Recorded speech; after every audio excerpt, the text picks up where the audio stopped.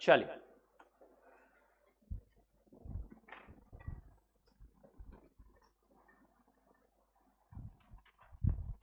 shall we begin business economics?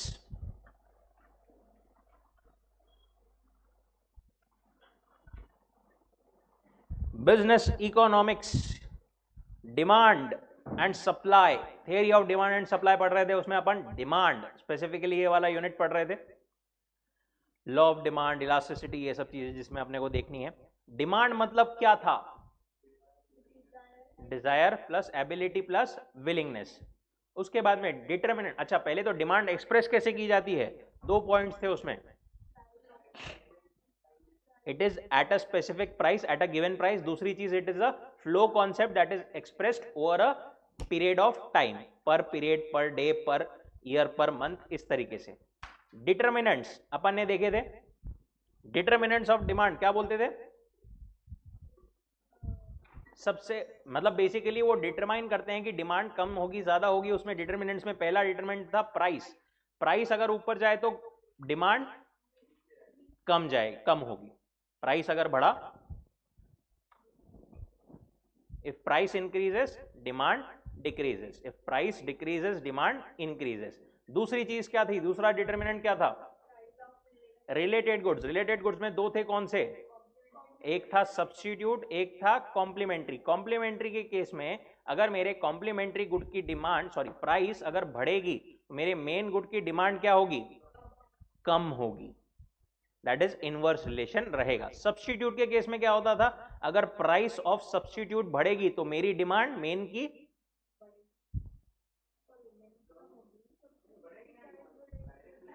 बढ़ेगी ही ना, Pepsi की प्राइस बढ़ेगी तो पेप्सी से लोग कोको कोला पे आ जाएंगे, कोको कोला की डिमांड बढ़ जाएगी, राइट। उसके बाद में और डिटरमिनेंट कौन सा था उसके बाद में, डिस्पोजेबल इनकम, अगर इनकम जो है वो बढ़ेगी तो डिमांड क्या होगी, नॉर्मली बढ़ेगी।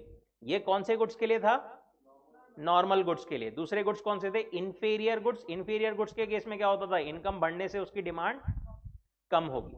नेसेसिटीज के केस में क्या होगा, इनकम बढ़ने से डिमांड अफेक्ट इतनी ज्यादा नहीं होगी। और लग्जूरियस केस, लग्जूरियस गुड्स है तो उसकी डिमांड तो एक लेवल के बाद में ही, अपनी एक लेवल ऑफ इनकम के बाद में ही चालू होगी, बट उसमें भी इनकम बढ़ने से डिमांड बढ़ेगी।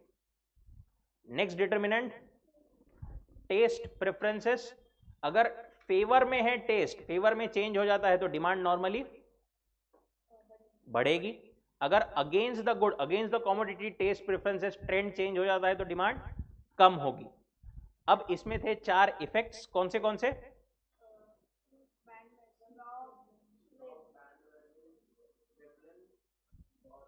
डेमोन्स्ट्रेशन, डेमोन्स्ट्रेशन इफेक्ट क्या बोलता था, देखा देखी, दूसरे का डेमोन्स्ट्रेशन देख करके अपने को इफेक्ट हो रहा है, देखा देखी, वो खरीद सकता है मैं भी खरीद सकता हूं, इसकी वजह से डिमांड बढ़ेगी।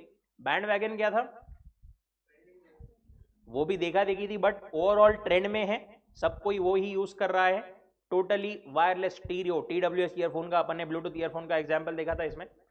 स्नॉब इफेक्ट क्या बोलता था, समथिंग यूनिक, कुछ तो ऐसा जो ना हो एक जैसा, एक्सक्लूसिविटी के लिए। स्नॉब इफेक्ट में डिमांड स्नॉब इफेक्ट की वजह से कम होगी या ज्यादा होगी, कम होगी, दूसरों के पास में है तो मुझे नहीं चाहिए, राइट, डिमांड उसकी कम होगी। एंड चौथा वेबलन इफेक्ट क्या बोलता था, महंगा है तो अच्छा है। उसके बाद में कुछ और भी डिटरमिनेंट्स देखे थे अपन ने। Future expectation, consumer expectation about future prices, income या सप्लाई कंडीशन। फ्यूचर में प्राइसेस बढ़ने वाली है, करंट डिमांड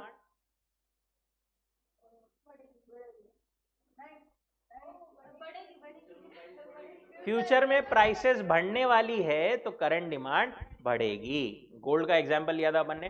फ्यूचर में इनकम बढ़ने वाली है तो भी करंट डिमांड बढ़ेगी। फ्यूचर में सप्लाई अगर कम होने वाला है तो करंट डिमांड बढ़ेगी ना। फ्यूचर में सप्लाई नहीं है तो अभी ही अपने को खरीद के रखना पड़ेगा petrol, right, and vice versa. Other factors देखे थे अपन ने इसमें, size of population, then age distribution of the population, size ज्यादा है तो डिमांड ज्यादा, एज डिस्ट्रीब्यूशन कैसी है, accordingly proportion would be determined. National income and उसका डिस्ट्रीब्यूशन कैसा है, इस पर भी डिमांड डिपेंड करेगी।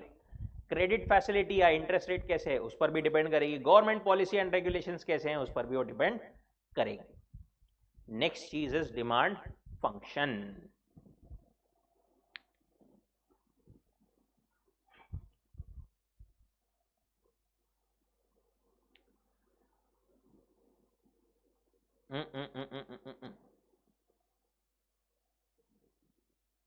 x is equal to y plus z, ये जो मैंने लिखा है इसको अपन क्या बोलते हैं, equation, right, formula, equation, formula. और एक और थोड़ा सोफिस्टिकेटेड लैंग्वेज में एक और चीज इसको बोल सकते हैं अपन, function, right. It is what, x is like a function of y and z। x की वैल्यू कैसे डिटरमाइन हो रही है, by the value of y and z। इसमें ये x, y, z, इनको अपन क्या बोलते थे बचपन में,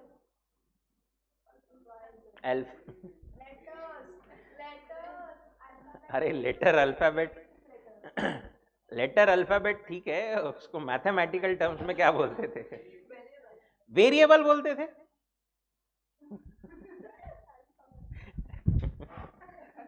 अल्फाबेट, लेटर, बरोबर, वेरिएबल्स बोलते थे, राइट।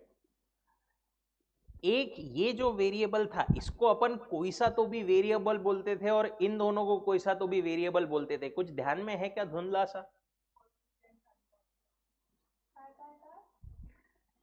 ये जो वेरिएबल जो कि अपनी वैल्यू इनसे डिराइव कर रहा है, इसको अपन कोई सा तो भी वेरिएबल बोलते थे और इन दोनों को कोई सा तो भी अलग नाम बोलते थे।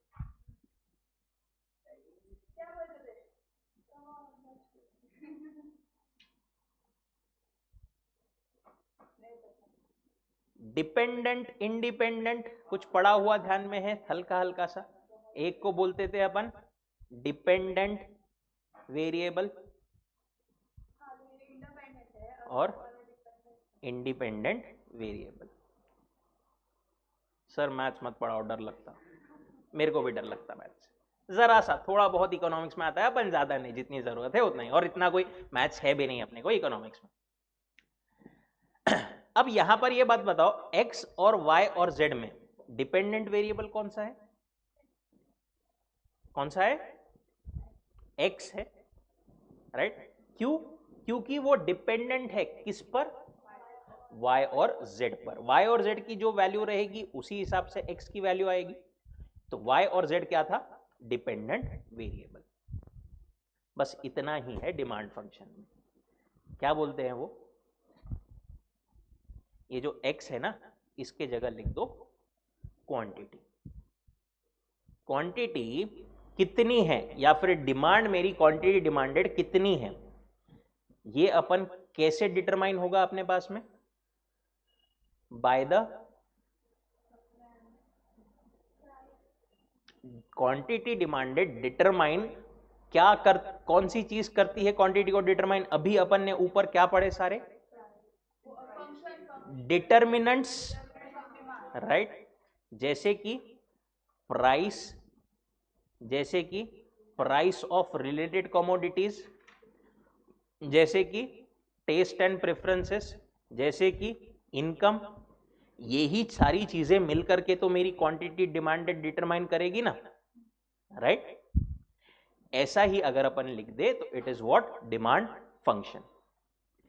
वो जो अपन ने ऊपर बोला ना, x is equal to y plus z, इसको अपन ऐसा भी लिखते थे कई बार, x is equal to, it is a function of y and z,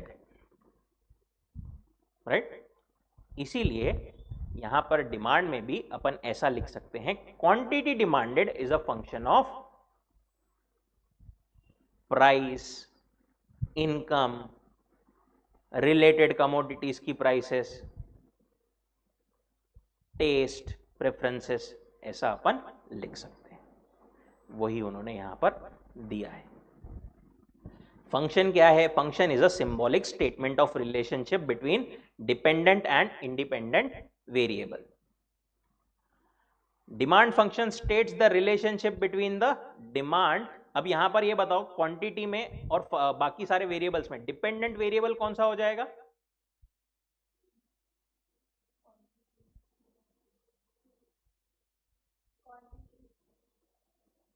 quantity हो जाएगी ना, क्वांटिटी की वैल्यू ही डिटरमाइन हो रही है बाय द अदर फैक्टर्स। तो जो डिमांड है या क्वांटिटी डिमांडेड है it is a dependent variable, और जो उसके डिटर्मिनेंट्स है वो क्या है? इंडिपेंडेंट, या उसी को अपन एक्सप्लेनेटरी वेरिएबल्स भी बोलते हैं। अब यहां पर तो सर इन्होंने जो एक्सप्रेस किया है वो तीन ही चीज लिखी है, Q is equal to function of P of X, price, income and price of related commodities. But अपन ने तो बहुत सारे फैक्टर्स देखे थे, क्या बोले? बाकी सारे फैक्टर्स भी लिखे जा सकते हैं, but any other factors not expressly listed are assumed to be irrelevant or held constant। आप उसको लिखना चाहे तो लिख सकते हो, बट उन्होंने वहां पर उसको कांस्टेंट है वो बाकी सारे फैक्टर्स, टेस्ट वाला, एज ऑफ मतलब एज डिस्ट्रीब्यूशन, पॉपुलेशन, इन सबको कांस्टेंट पकड़ा है। और एक्सप्रेस करने के लिए उन्होंने बताया है Q of X। Q of X मतलब X इज अ प्रोडक्ट, उसकी quantity is equal to function of price, income and price of related goods, right? The demand function stated as above does not indicate the exact quantitative relationship between Qx, Px, M and P. For this, देखो अपन ने सिर्फ function of ऐसा लिख दिया, P of X, Y, PR, right? ऐसा लिख दिया सिर्फ, तो इसके वजह से अपने को एग्जैक्ट रिलेशन समझ में आ रहा है क्या? कि ये लोग डिटरमाइन कर रहे हैं, समझ में आ रहा, बट क्या रिलेशन है बीच में? एडिशन है, सब्सट्रैक्शन है, ऐसा कुछ अपने को ध्यान में आ रहा है क्या? नहीं। अपने को क्या लिखना पड़ेगा? उसको एग्जैक्टली इक्वेशन फॉर्म में लिखना पड़ेगा।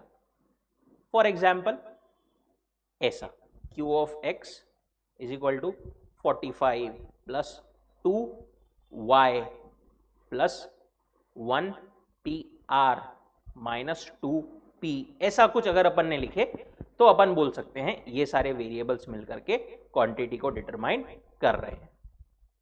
सर ऐसा इक्वेशन, कैलकुलेशन ये सब करना पड़ता है? कुछ नहीं, सिर्फ अपने समझाने के लिए अपने को उन्होंने दिया है कि ऐसा उसको एक्सप्रेस किया जा सकता है। अपन जो भी पढ़ेंगे आगे इलास्टिसिटी, कैलकुलेशन, वो क्या बोल रहे हैं?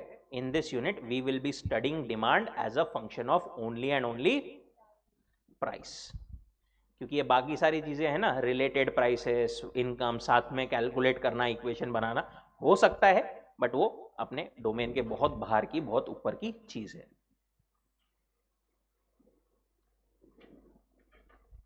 दो तीन चीजें इसमें क्या क्या याद रखनी है अपने को? क्वांटिटी क्या है? डिपेंडेंट वेरिएबल है, it is a function of other variables which are independent variables, right?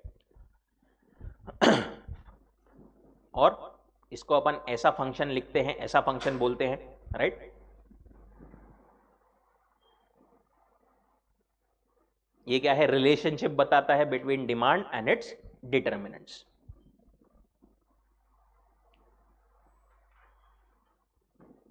Next is law of demand.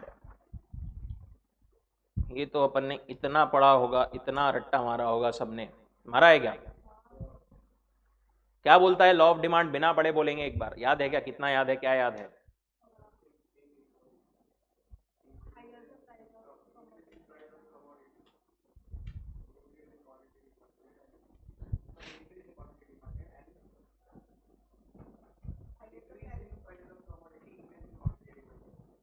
ठीक है, यहां पर रट्टा मारने की अपने को जरूरत नहीं है। सिंपली क्या बोलता है law of demand? If, thank God MCQ paper है, if price increases demand decreases, and if price decreases demand increases. और वी कैन से, अगर आपको डिमांड मतलब अपनी चीजें ज्यादा बेचना है, अगर आपको अपनी चीजों की डिमांड ज्यादा करवाना है तो आपको क्या करना पड़ेगा? प्राइस कम करनी पड़ेगी। और अगर कम करवाना है तो प्राइस बढ़ानी पड़ेगी, या फिर प्राइस बढ़ाओगे तो आपकी डिमांड जो है वो कम हो जाएगी। यही अपना पहला डिटर्मिनेंट भी था, प्राइस ही तो था ना अपना पहला डिटर्मिनेंट डिमांड का, वही डिटर्मिनेंट जो है अपना लॉ भी बन जाता है। The law of demand is the very basic, very fundamental law in economics. सबसे एक बेसिक, एकदम फंडामेंटल है, एकदम इजी, बट एकदम बेसिक, एकदम फंडामेंटल लॉ है। क्या बताता है ये? Nature of relationship between quantity demanded of a product and its price. किसने दिया था ये law of demand? Alfred Marshall ji ने। क्या बोला था उन्होंने? ये भी मार्क कर लेना, भला कभी कभी पूछ लेते हैं कि अल्फ्रेड मार्शल, ये किसने दिया था ये लॉ ऑफ डिमांड?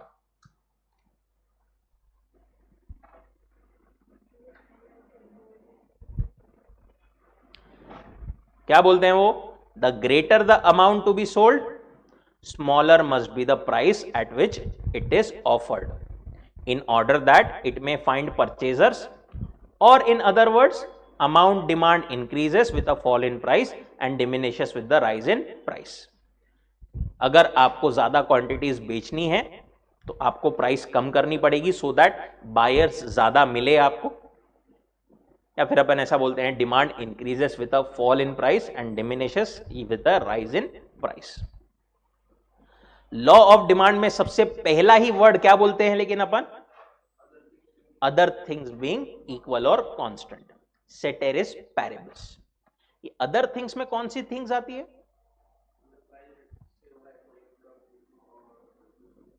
बाकी सारे जो डिटर्मिनेंट्स हैं ना, वो सब अपन कांस्टेंट समझते हैं। ना तो इनकम में कोई चेंज है, ना ही टेस्ट प्रेफरेंसेस में कोई चेंज है, ना ही रिलेटेड कमोडिटीज में कोई चेंज है, ना ही एज ग्रुप में कोई चेंज है, कोई फैक्टर में और कहीं पर कोई चेंज नहीं हो रहा है।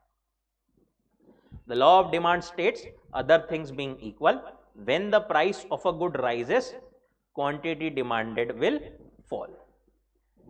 एक बढ़ रहा है, एक गिर रहा है, इसी रिलेशन को कौन सा रिलेशन बोलते हैं अपन? Inverse relationship.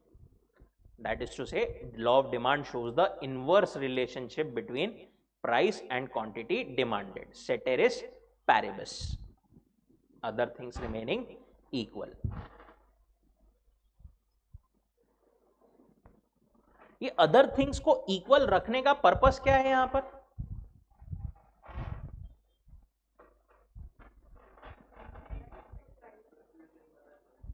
एग्जैक्ट। और वो क्या बोलते हैं, अगर अपन ने बाकी चीज को इक्वल नहीं रखा ना, तो ये जो बेसिक फंडामेंटल लॉ जो अपन बिहेवियर एक्सपेक्ट करते हैं वैसा वो शायद ना हो।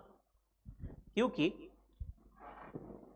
से फॉर एग्जाम्पल एक चीज की प्राइस थी 10 रुपए, क्वांटिटी उसकी डिमांड कर रहे थे mister A 5 quantities, normal good है।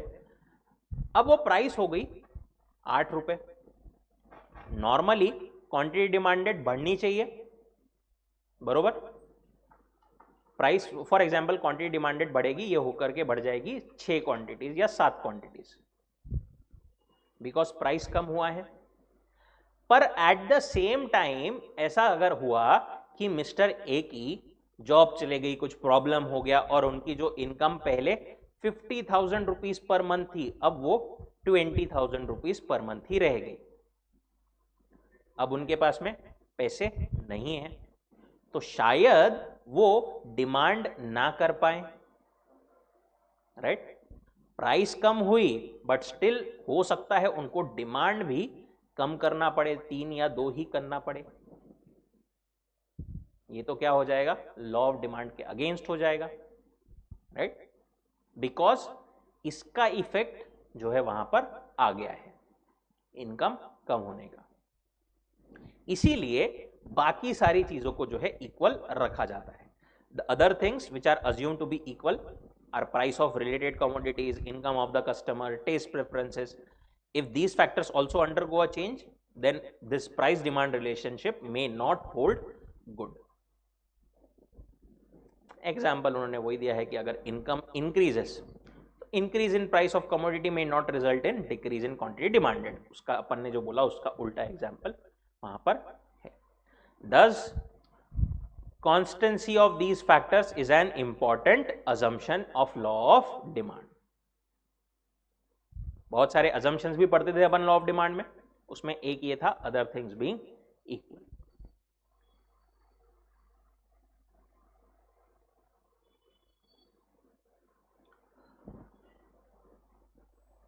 आखिर में एक और चीज बोल रहे हैं कि ऐसा हो सकता है कि क्वांटिटी डिमांडेड ज्यादा हो एंड एक्चुअली क्वांटिटी जो सोल्ड हो वो कम हो, बट बेसिकली प्राइस अगर कम हो तो डिमांड आपकी बढ़ेगी, ये रिलेशन है। Okay, demand schedule.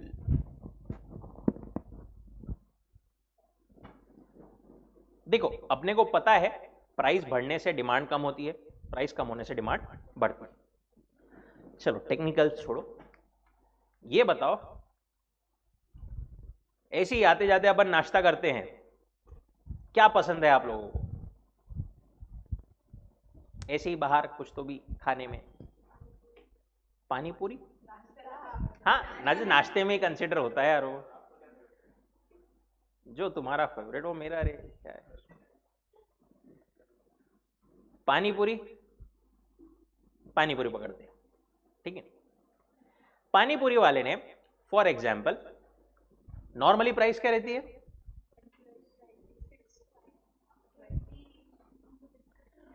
सपोज आपको बहुत ज्यादा पसंद है पानी पूरी, पर पानी पूरी वाले ने नहीं क्या प्राइस रखी हुई है 100 रुपए। कितनी क्वांटिटी खरीदोगे? एक भी नहीं, ठीक है।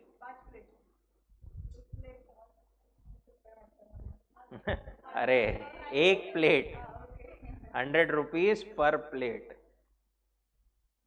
एक भी नहीं, सॉरी 0।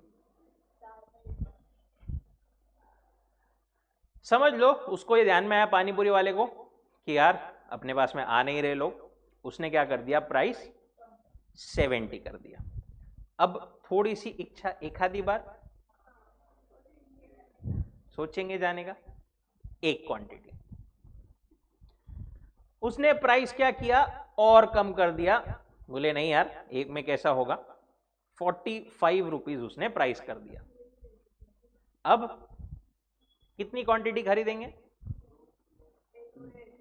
हाँ एक प्लेट ही, मतलब प्लेट ही बात करने, कितनी प्लेट? 2।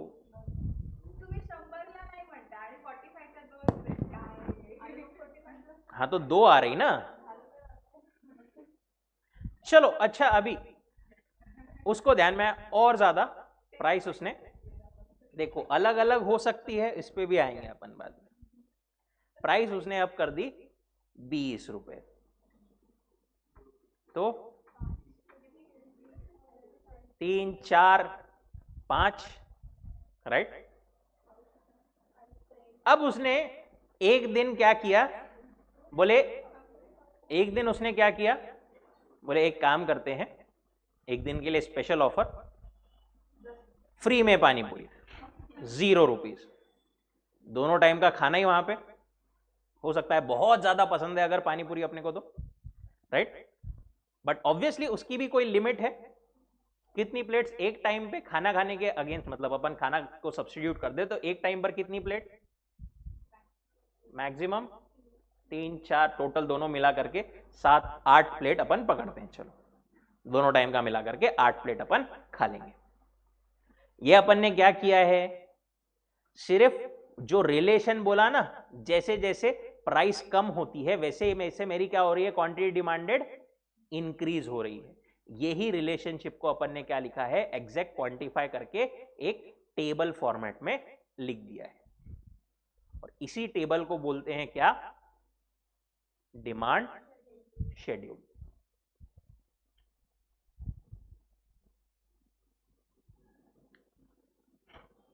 रिलेशन वही है, प्राइस बढ़ने से क्वांटिटी कम, प्राइस कम होने से क्वांटिटी ज्यादा। A demand schedule is a table, काय का table, showing the quantities of a good that buyers would choose to purchase at different prices per unit of time, with all other variables held constant. उन्होंने illustration देते time पर ice cream का example लिया है, hypothetical data for prices and quantities of ice cream. Demand schedule is drawn. It does attempt to isolate the influence exerted by price of the goods upon the amount sold. बाकी सारी चीजों का effect छोड़ करके सिर्फ price का effect देखे। यहाँ पर इंडिविजुअल बायर जो है 60 रुपीज पर 0 कप्स, 50 पर 2, 40 पर 4, 30 पर 6, ऐसा करते करते कंज्यूम करेगा।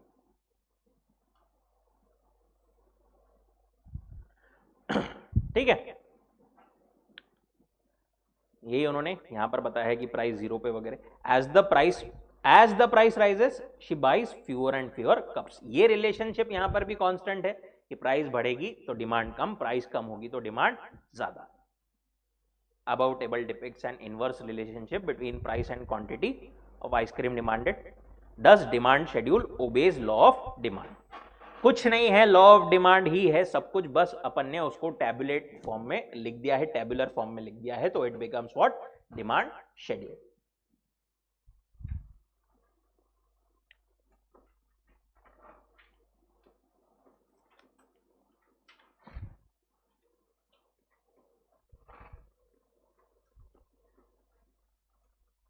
इसकी थोड़ी सी ड्राइंग भी देख लें।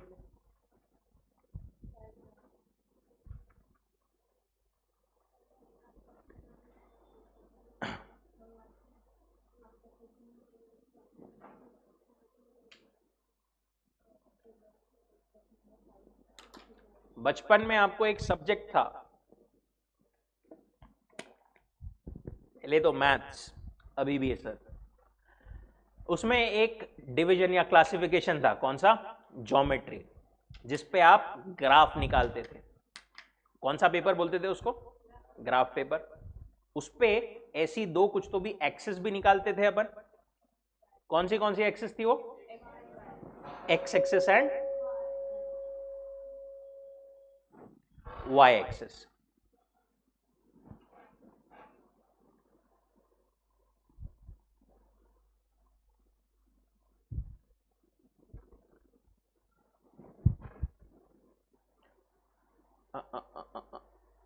एक थी एक्स एक्सिस, एक थी वाई एक्सिस।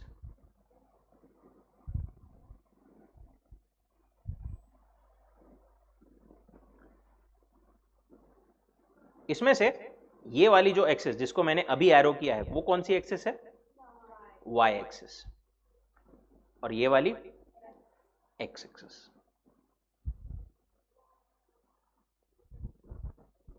यहां पर डिमांड में ये जो वाई एक्सिस है ना, इस पे अपन हमेशा क्या लिखते हैं?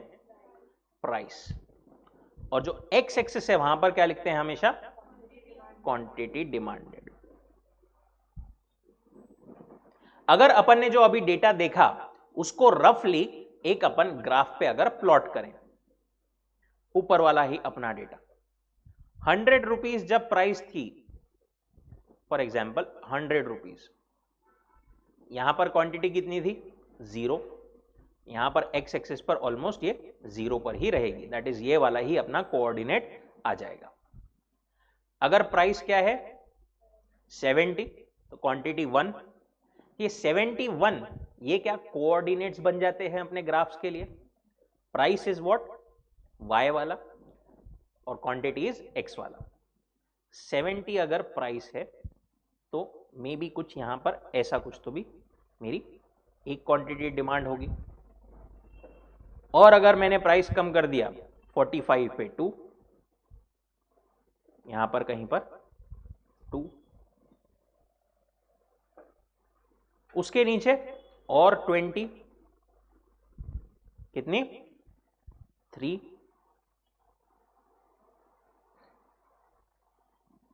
और अल्टीमेटली अगर प्राइस एकदम 0 ही वाई वाले की यहां पर आ गई तो क्वांटिटी कितनी?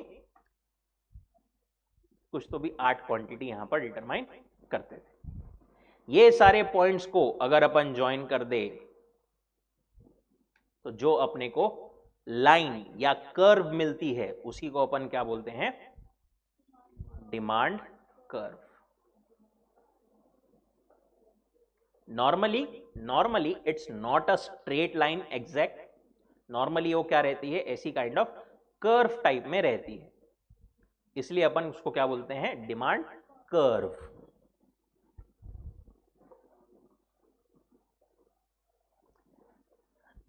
अब डिमांड कर्व के बारे में 3-4 बातें। इसका जो स्लोप है वो कैसा है, डाउनवर्ड स्लोपिंग है।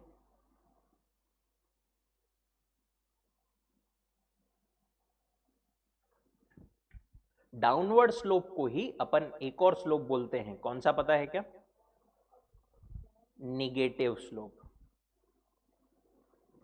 ठीक है, निगेटिव स्लोप। ये निगेटिव स्लोप या डाउनवर्ड स्लोप ये क्यों रहता है, क्या लगता है क्यों रहता होगा?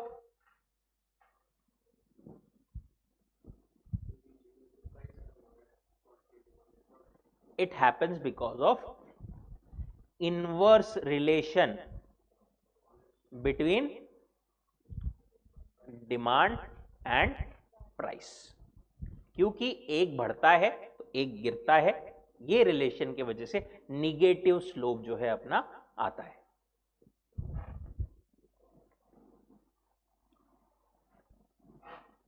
Demand curve is what, it is a graphical presentation of the demand schedule.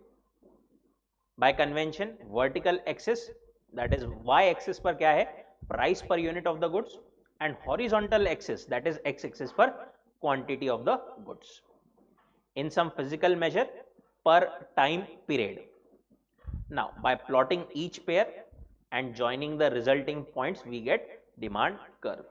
Demand curve क्या बताती है, relationship between the quantities of a good that buyers are willing to buy and the price of the good। यही चीज हमको क्या बताती है कि इतने प्राइस पर कितनी क्वांटिटी बायर्स बाय करने के लिए रेडी है। इसको अगर अपन ऐसा ज्वाइन कर दें, हर एक पॉइंट पर, हर एक प्राइस पर कितनी क्वांटिटी वो है मेरे को डिमांड मिलेगी, वो मेरी डिमांड कर्व बताती है। ठीक है, ये वाला पैराग्राफ उन्होंने ऊपर के एग्जाम्पल से ही डिमांड कर्व प्लॉट किया है। ऐसी कुछ तो भी उन्होंने डिमांड कर्व अपने को दी है। The curve is called the demand curve, shows the quantity of the ice cream that consumers would like to buy at each price, अपने लिए पानी पूरी। Negative or downward slope indicates the quantity demanded increases as the price falls. Consumers usually buy more if the price is lower. Briefly put, more will be purchased at the lower prices. बार बार ये एक चीज 8-10 बार वो बोल रहे हैं कि बस price बढ़ने से डिमांड कम होगी, प्राइस कम होने से डिमांड बढ़ेगी। Thus, downward sloping demand curve is in accordance with law of demand, describing the inverse relationship between price and demand। अब यहां पर एक और चीज समझो, ये जो एक है ये मैंने निकाला, ये क्या है, लाइन है। ये लाइन कैसी है, अच्छी है। कैसी है मतलब मैं उसका हॉरिजॉन्टल है, फ्लैट है, मैं ऐसा बोल सकता हूं। अगर लाइन मैं इसके जगह ऐसी निकालूं, ये क्या है, स्लाइडिंग लाइन है, कुछ तो भी स्लोप है इसको, और ऐसा निकालूं तो थोड़ा ज्यादा स्लोप है, और ऐसा निकालूं तो और ज्यादा स्लोप है। ये अपने को ज्यादा स्लोप है ये समझ में आ रहा है, बट ये स्लोप को डिटरमाइन कैसे करते हैं अपन, स्टीपनेस या स्लोप कितना है, ये जो ऐसा इसका ढलान है वो कितनी है, ये अपन कैसे डिटरमाइन करते हैं, कुछ याद है क्या ज्योमेट्री में पढ़ा हुआ? ज्योमेट्री ही ध्यान में नहीं है सर अभी। ये डिटरमाइन होता है एक कन्वेंशन, मतलब जो पहले से एक यूनिवर्सल एक फॉर्मूला है,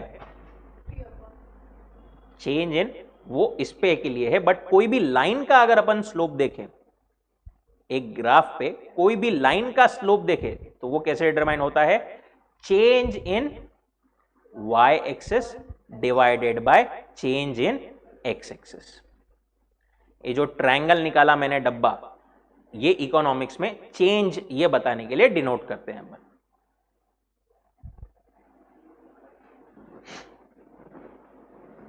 change in y axis divided by change in x axis. अपने लिए क्यों रिलेवेंट है, क्या रिलेवेंट है? अपन भी एक लाइन निकाल रहे हैं, अपन इस लाइन को क्या बोलते हैं? अपन इस लाइन को क्या बोले अभी? Demand curve, right? तो अपने लिए डिमांड कर्व का स्लोप फिर क्या हो जाएगा? यहां पर y एक्सिस पर क्या था? प्राइस, यहां पर क्या था? क्वांटिटी। तो change in y upon change in x, क्या मैं इसको change in price divided by change in quantity बोल सकता हूं, राइट? यही अपना स्लोप का फॉर्मूला है। इसको शॉर्ट में उन्होंने लिखे हैं उन्होंने change in price upon change in quantity, delta P upon delta Q. पर इसमें एक चीज मिसिंग है। देखो, मैं बोल रहा हूं प्राइस मेरी 10 से 15 हो गई है। क्वांटिटी ऑब्वियसली पहले अगर थी 50, तो 50 से कुछ ना कुछ कम होगी या ज्यादा होगी? कम होगी। से फॉर एग्जांपल 40 होगी। अगर मैं यहां से यहां पर देखूं तो कुछ तो भी एडिशन हुआ है, कुछ तो भी पॉजिटिव हुआ है। और यहां पर देखूं तो 50 से 40 कुछ ना कुछ निगेटिव हुआ है। मतलब प्राइस डिमांड रिलेशनशिप में हमेशा ये तो होगा कि एक चीज पॉजिटिव, दूसरी चीज निगेटिव। आइदर डिनोमिनेटर निगेटिव रहेगा या न्यूमरेटर निगेटिव रहेगा। And positive negative always turns into what? Negative. इसीलिए यहां पर स्लोप को अपन साथ में रिप्रेजेंट करते टाइम पर शुरुआत में निगेटिव साइन भी देते। The slope of the demand curve is negative delta P upon delta Q.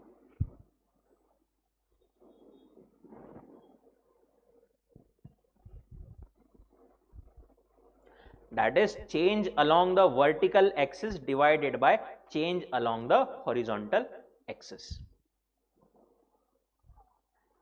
Logically देखें ना अपन, तो यहां पर अपन स्लोप, फॉर एग्जांपल ये पॉइंट पर स्लोप अभी डिटरमाइन कर रहे हैं, तो क्या बोल रहे हैं अपन? Change in y, that is ये y एक्सिस पर इतना चेंज हुआ है, उस वजह से x एक्सिस पर इतना चेंज हुआ है। Change in y upon change in x। इस तरीके से वो ये ऐसा लेकर के ये स्लोप डिटरमाइन होता था।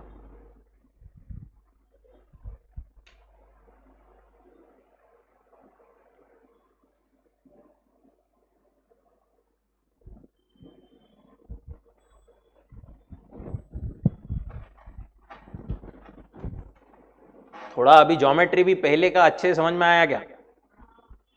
अपना दिमाग जब डेवलप होते जाता है ना, तो पहले की चीजें जब वापस अपन रिवाइज करते और अच्छे से समझ में आती। अच्छा, इसमें ऐसा था।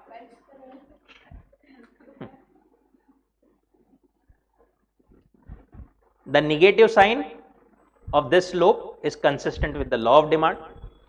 The demand curve does not have to be linear or straight line. इन्होंने यहां पर अभी निकालते टाइम पर सिर्फ एक स्ट्रेट लाइन, इसको क्या बोलते हैं अपन? लीनियर कर्व भी बोलते थे,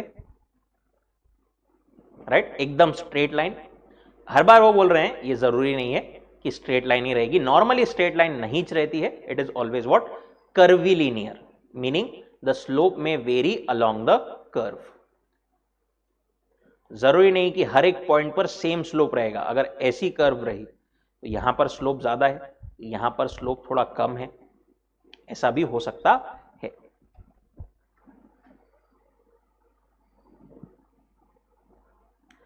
If the change in quantity demanded does not follow a constant proportion, the demand curve will be non-linear. However, linear demand curve provides a convenient tool for analysis.